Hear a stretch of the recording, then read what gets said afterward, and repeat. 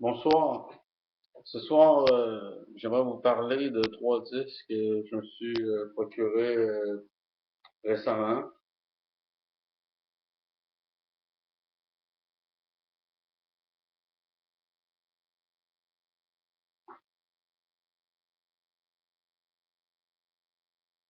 Bon, venons-en au sujet. Tout d'abord, je vais commencer par le plus poche, et je vais aller au meilleur, mettons. Pas vraiment poche, mais comparé à ce que j'ai trouvé, c'est relativement poche. Mais ici, j'ai le premier Enigma. Si vous avez le best-of d'Enigma, je vous le recommande plus que ce disque-là, qui est le premier disque d'Enigma. On retrouve certaines pièces sur le best-of, justement, on retrouve des meilleures pièces.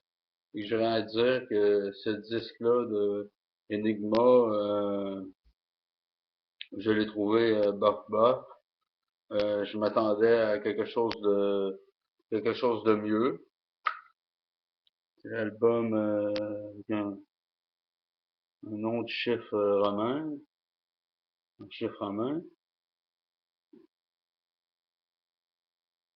Et il y a 7 pièces, c'est un album de 40 minutes, c'est relativement court. Euh, j'ai pas grand chose d'autre à dire sur Enigma. Si vous aimez Enigma, probablement vous allez aimer le nouveau Delirium.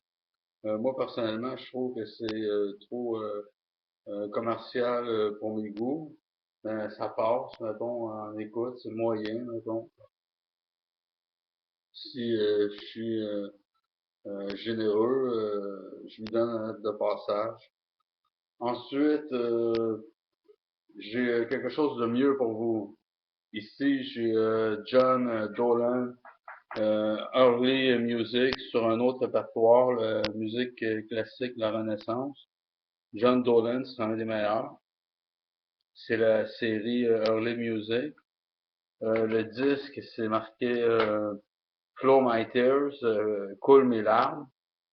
And Lutte Song et des chansons de lutte et d'autres chansons de lutte. Flow My Tears and Other Lutte Songs.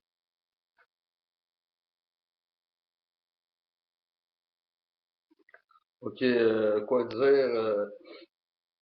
C'est un disque très intéressant. Il y a quand même 26 pièces dessus. C'est des pièces courtes généralement. Il y a quand même une pièce de 4 minutes. Mais puis c'est le maximum. Il y a des solos de lutte. C'est quand même c'est pas appréciable, des solos de lutte.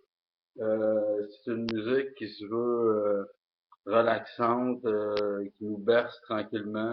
John Dolan.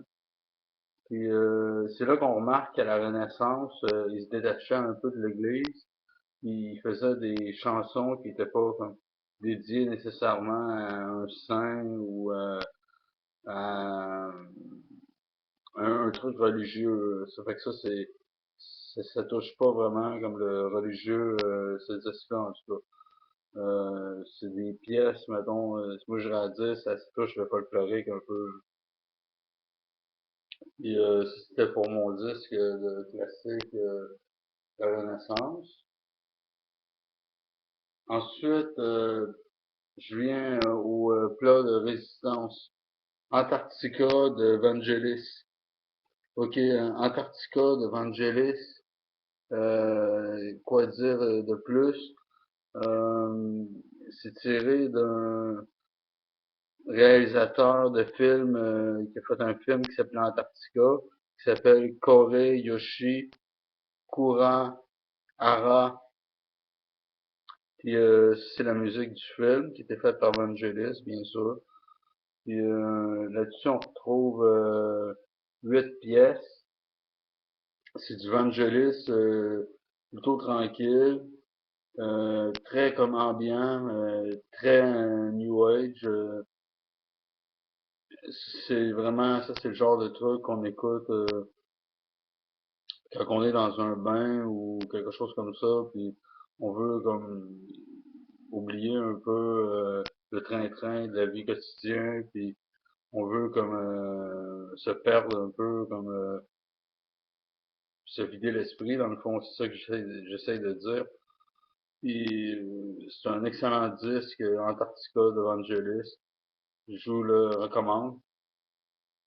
Mais je vous recommande aussi son best-of qu'on retrouve pas mal ses pièces les plus fortes que je vous avais montré probablement. Et c'était tout pour le moment, ce que j'avais à vous montrer. J'aurais pas à en parler plus longtemps, mais ça servirait à quoi dans le fond. Puis c'était mes derniers achats. J'espère que vous avez apprécié, puis je vous avais dit que je ferais d'autres vidéos. Bon, je vous en fais une drette là. Merci.